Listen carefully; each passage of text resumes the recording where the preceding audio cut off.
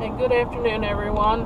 This is Saturday, August 10th, and I'm heading north on Route 248 in Carbon County, Pennsylvania. I'm heading up to Parryville, which is near Lehigh. I'm heading up to Keystone Harley Davidson and Vanderhall of Lehigh Valley. Today is the Vanderhall demo day, and you're going to see what that is in a minute. I'm always drawn to things that are a little different, a little unique. The Vanderhall is a three-wheel vehicle. Nobody can figure out whether to call it a car or a motorcycle. I've heard the term autocycle, roadster, reverse trike. But they are offering free demo drives today, so I'm going to go up there, I'm going to check it out. For those of you who don't know me, I am very into cars, very into vehicles of all different kinds. I'm driving right now my Toyota Tacoma. This is my daily driver. This is the only vehicle you've seen on these videos so far. I do have a 2001 Toyota MR2 Spider, which is a two-seat convertible, and I have a 2008 Kawasaki Ninja 500R motorcycle. It's a small sport bike, and unfortunately the reality of the last couple of years has led me to not really have the time to drive or even maintain those two. That's something that's pretty high up on my to-do list. I'd like to get them running again. I do miss driving them, but for now, we're driving up here in the truck, and I'm going to check out this Vanderhall. There's pretty much no chance I'm ever going to purchase one. Their prices run from $25,000 up to about $44,000. It's a little too rich for my blood. But if they're going to let me try it out for free, what the heck, I have test driven a Can-Am Spider. I had done that back in 2008 when they first hit the market. Actually, I drove that the same day that I ended up buying the Kawasaki Ninja. I was never really intending to purchase the Can-Am either, but it was a free demo ride. I was curious about it. It rode nice. I enjoyed it very much. And there's the Vanderhall up on the hill there. This is where we're headed. What I didn't like about the Can-Am Spider was the cornering. When you ride a traditional two-wheel motorcycle, you're really going with the flow. You're leaning with the turns. It's a very fun, fluid, natural experience. With the Can-Am, it's more like riding an ATV. It doesn't lean into the corners. And although I handled very well, I found myself, it was taking a lot of effort to hang on in the corners. It just wasn't quite the experience I had hoped for. So anyway, we are here at Keystone Harley Davidson. I gotta follow the sign for the cars here. So I'm going to park, and then we're gonna go check out these Vanderhalls.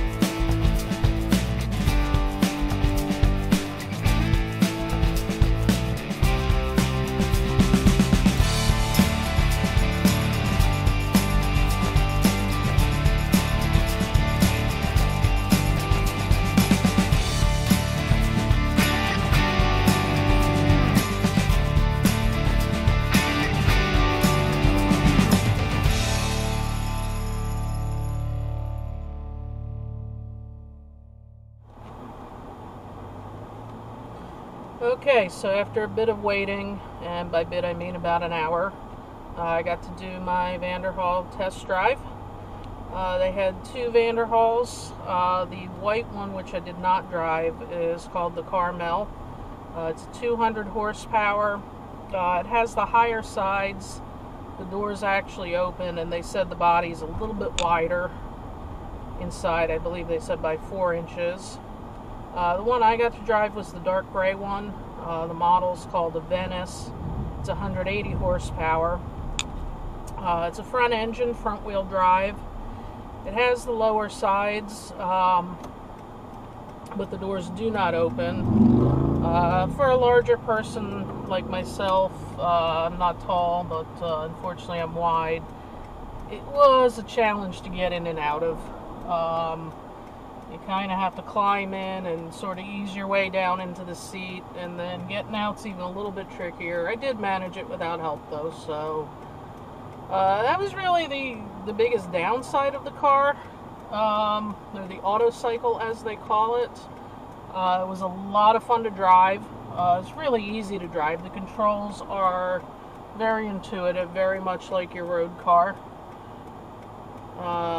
Sorry for the hesitation here. I'm trying to pull out into 4 lanes of very busy traffic here, and I got somebody right behind me. Okay. We are now back on 248. The Harley and Vanderhall dealers up to the left. So, what did I think about driving the Vanderhall? It was a lot of fun. It's like a go-kart for the road. You sit very low. You know, I like low riding vehicles. Unfortunately, there's a lot of pickup trucks, SUVs on the road in Pennsylvania these days, so it's a little bit intimidating. It handles so nicely. Like, you can tell my truck here on 248 is going over some pretty bad bumps. This thing handles the bumps better than my truck. It's got very nice suspension. It manages to be a tight suspension, but a smooth and comfortable suspension all at the same time. The steering is really nice. It's a light feel on the wheel. It's got to have some kind of power steering. It's not so light that you lose feel of it, but you're also not having to wrestle it. There's no slack in the wheel at all. It's very crisp, responsive steering, which I really like. It stays really flat in the turns. The seat and the sides have really good support, so you're not fighting gravity. You're not fighting to keep upright. So it's not. It doesn't seem like it would be very fatiguing to drive. It's very comfortable. You got a lot of room in the footwell, so you're not. You know, once you get into it, you're really not that crammed up. It's very comfortable. The brakes and the acceleration are very responsive. It weighs, I forget what he said the weight was. It was something between 1,300 and 1,400 pounds. So when you combine that with a 180 horsepower engine, it's very peppy. I mean, it's got great acceleration. The brakes are very touchy, but you get used to them pretty quickly. Again, I like a vehicle that's very responsive like that. That's my kind of vehicle. It's an automatic transmission, which I was a little surprised. They had said, you know, unfortunately that's what customers want these days. They're a small manufacturer. They have to you know, cater to what the customers want. So they are automatic transmissions. The one that I drove had, it does have an optional shift lever on the left side. I didn't really get a chance to try that out on the test drive. I was just more so following the instructions of the sales guy who was riding with me, you know, making sure I was safe and all that. But I like to manual shift. So, you know, it's not, I think you can get them with the paddle shifters as well.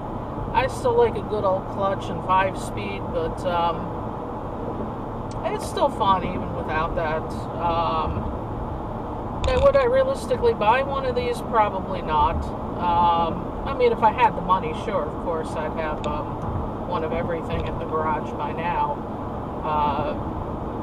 they run, this particular model, I believe, runs in the high 20,000s. I'll have to look up the price of this specific Venice when I get home. But I think they're high 20,000s. Given my situation in life right now, that's out of reach. You know, who knows down the road, if they become more affordable, you know, who knows. If I had the money to spend and wanted something like that, yeah, I like that a lot better than the Can-Am Spider that I drove years ago. It's more like a car than a motorcycle. You only need a motorcycle license to ride it, I think.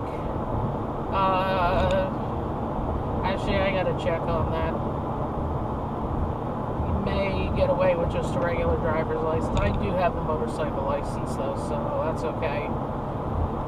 I could see if I ever had my wild fantasy of having a big RV that was a toy hauler, man, that would be something really, really fun to put in the back of the toy hauler. Though probably not very practical getting around a campsite. It does ride very low to the ground, so you're gonna have to be careful what you take it over. But yeah, it was a lot of fun. I like unusual vehicles. I like trying different things out. It was worth coming up for that. I got this beautiful drive going home. There's that house up on the hill straight ahead. I've always envied that house. It's got to have a great view. There's rumors that house is haunted. I've never been in it. I don't know. I consider that a neat feature. That might turn some people off. I'm going to keep this going just a little bit longer.